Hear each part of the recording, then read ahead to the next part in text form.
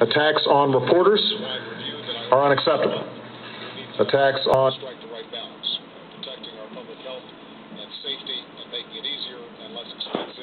human rights activists are unacceptable.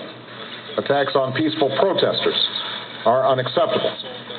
The Egyptian government has a responsibility to protect the rights of its people. Those demonstrating also have a responsibility to do so peacefully. But everybody should recognize a simple truth. The issues at stake in Egypt will not be resolved through violence or suppression. And we are encouraged by the restraint that was shown today. We hope that it continues. Second, the future of Egypt will be determined by its people. It's also clear that there needs to be a transition process that begins now. That transition must initiate a process that respects the universal rights of the Egyptian people and that leads to free and fair elections. Now, the details of this transition will be worked out by Egyptians, and my understanding is that some discussions have begun. But we are consulting widely within Egypt and with the international community to communicate our strong belief that a successful and orderly transition must be meaningful.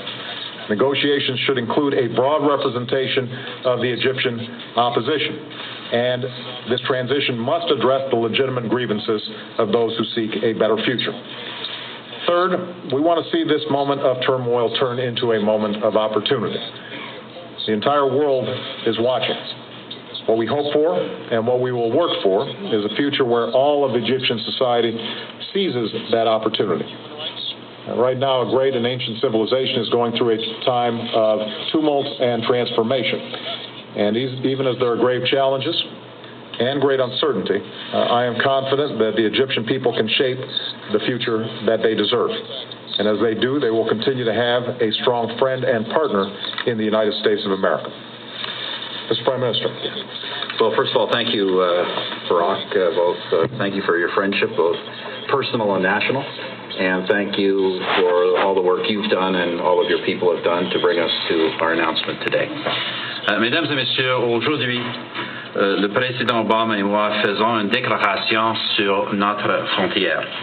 Mais il s'agit en fait de bien plus que cela. Stephen Harper, the Canadian Prime Minister, now speaking at this joint press conference being held between Mr. Harper, Prime Minister Harper and President Obama. A little earlier we heard, just now in fact, we heard President Obama talking about, first of all, about the relations with Canada, but he swiftly moved on, as I promised he would,